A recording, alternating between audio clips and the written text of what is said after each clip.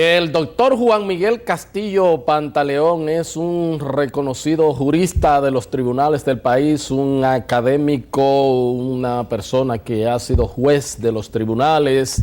Está aquí con nosotros y agradezco de corazón a este distinguido amigo, pues que me honra con su presencia. Doctor, ¿cómo anda usted? Muy honrado de que me hayas invitado a este final de año, ¿verdad? ¿Cómo no? Sí, un poco para pasar revista. Claro, para hacer un balance. Sí, así es, así es. Bueno, y un área que usted conoce muy bien, de tomo a lomo, es la parte judicial y los ruidos y las cosas que han salido últimamente y bueno, pues hasta la presión de que un poco pues se llame a un diálogo nacional, a una convocatoria hasta del propio Consejo del Poder Judicial, del Consejo Nacional de la Magistratura, más bien, no el Consejo del Poder Judicial, por hechos que han estado pues salpicando la justicia dominicana y usted que estuvo, tanto que está desde afuera como abogado, pero que estuvo dentro,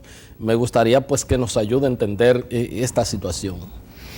Bueno, el año 2015 cierra con una situación alrededor del Poder Judicial en el que se entremezclan agendas políticas de sectores interesados en, de alguna manera, en influir en una nueva conformación del Poder Judicial, falencias propias del sistema y escándalos por decisiones que obviamente fueron cuestionadas desde un inicio. Entonces, muchas cosas juntas han creado esta bruma, es un ambiente de incertidumbre. A final de año también, pues, a propósito de algunos de esos procesos de sentencias cuestionables, el escándalo de unos jueces a quienes se les indica una actuación que, de ser ciertas, implicarán su procesamiento penal. De hecho, en la segunda semana del mes de diciembre, un juez de instrucción especial, juez de corte de apelación, el magistrado Ramón Horacio González, que instruye los cargos en el proceso que se le ha abierto a varios de estos jueces, dictó prisión preventiva como medida de coerción en relación con dos jueces que habían sido suspendidos porque siguen teniendo aún la condición de magistrado, que es una situación sin precedentes. Jueces presos y enviados a cárceles comunes, aún con ciertas garantías de seguridad en lugares de aislamiento, pero presos yendo a cárceles como imputados. También en este último mes, en la segunda semana, decisiones del Consejo del Poder Judicial ordenando traslados y degradaciones de jueces de la jurisdicción administrativa al margen de lo que la ley de carrera judicial establece y al margen de la Constitución, específicamente del 151 de la Constitución. Tenemos de parte del Ministerio Público también situaciones pues de mucha presión alrededor de procesos judiciales que se instruyeron vinculadas a figuras importantes en el plano político por casos de corrupción. Casos de corrupción incluso denunciados por propios imputados que dicen, bueno, pero yo a un ayudante de fiscal le di un dinero, una cosa sin precedentes. Y el Consejo del Ministerio Público suspendiendo estos funcionarios del Ministerio Público para realizar la investigación. Y tuvimos, en cuanto a seguridad pública, que es la parte en la cual el sistema de justicia tiene también como actores de primer orden a la Policía Nacional, pues desbordado por el fenómeno de la delincuencia. Es decir, en todas las encuestas el tema de seguridad ciudadana sigue siendo uno de los principales temas de preocupación en un año que ya finaliza, víspera de un año electoral. Entonces, obviamente, el tema es para preocuparse, pero también para analizarlos y obviamente también proyectar qué puede pasar. Porque también durante el transcurso del último tramo del año 2015, la justicia electoral, recordemos que fue judicializada cualquier controversia de tipo electoral, partidario, y esa atribución sustraída de la Junta Central Electoral y asignada a una jurisdicción novedosa que se llama el Tribunal Superior Electoral. Y entonces tuvimos también a final de año ese tipo de controversias alrededor de este órgano. Y tuvimos en una materia no propiamente judicial, pero que tiene que ver sí mucho con el armazón jurídica del Estado, la culminación del proceso de aplicación de dos leyes, de un decreto y una ley especial, el decreto del Plan Nacional de Regularización. Su implementación culminó durante el transcurso de este año, y la ley especial de naturalización, que vino a ser la respuesta estatal al problema de aquellos extranjeros asentados irregularmente en el libro de acta del Estado Civil, cuyas declaraciones de nacimiento no tienen evidencia de fraude, y que ciertamente por los vicios legales y constitucionales no les corresponde a la Nacionalidad Dominicana esa ley implementada, y la Junta en una situación de que una parte importante de los beneficiados no fueron ni a retirar sus documentos ni a terminar el trámite, que tiene que ser voluntario, para acogerse a los beneficios de esta ley, y las presiones ejercidas al órgano electoral, a ver, que es el tema de identidad, claro, que afecta al Estado y la capacidad de las personas, presionado por legaciones diplomáticas a fin de que operase contrario a lo que dice la Constitución, lo que dijo la sentencia 168.13, y la percepción de la población de que República Dominicana tiene desafíos considerables en su futuro inmediato, que tienen que ver con su soberanía, su identidad y en general lo que va a ser el futuro de la nación dominicana. O sea que está enredado. Faltó uno muy importante ya en el plano del Tribunal Constitucional, la declaratoria de inconstitucionalidad, sí, del Código Penal.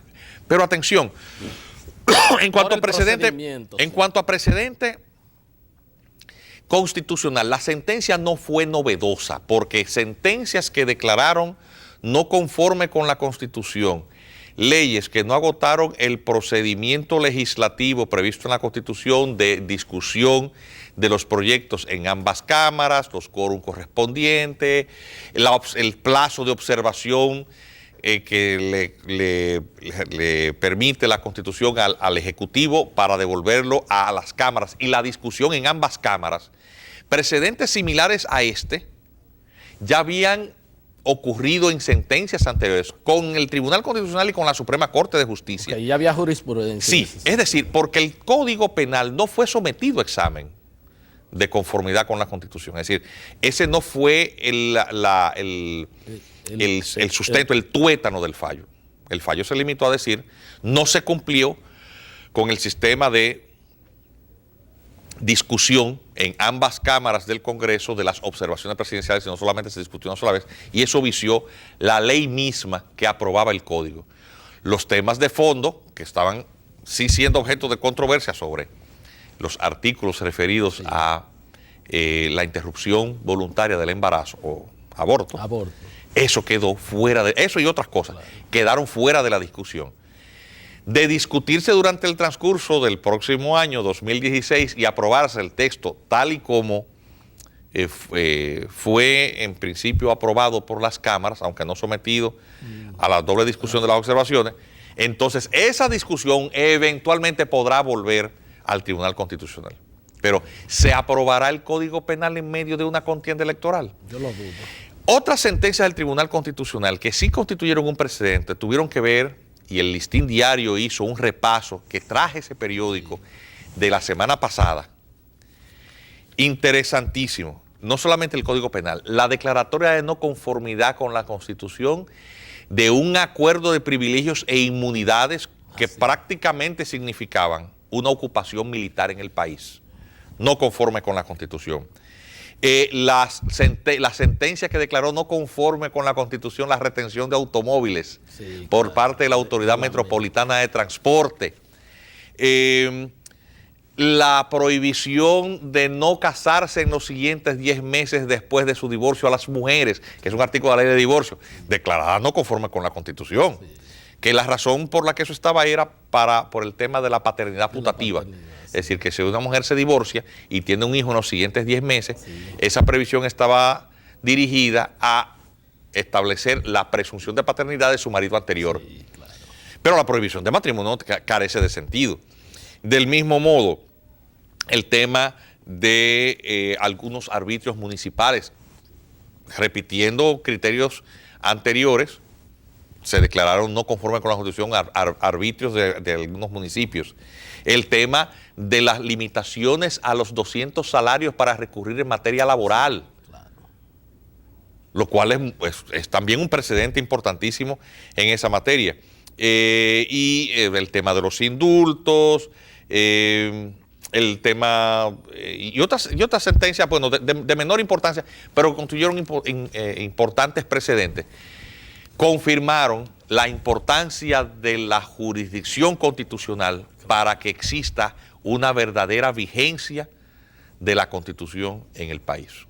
O sea, ha trabajado muy arduamente. Sí, señor. Volvamos al tema judicial.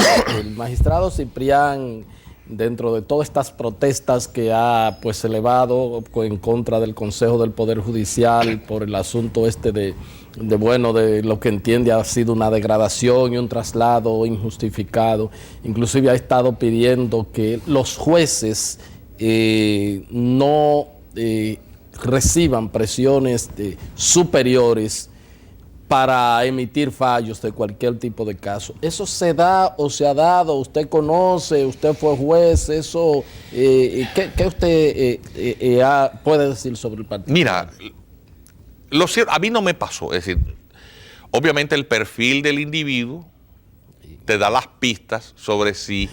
Digo, el puerco sabe, el puerco no se raca en Javillo. Sí, sobre si alguien puede recibir de buen grado insinuaciones y en el peor de los casos órdenes directas. Creo que el que conoce, en el caso nuestro, la forma de se sabe que eso sería buscarse un problema. Nunca me pasó.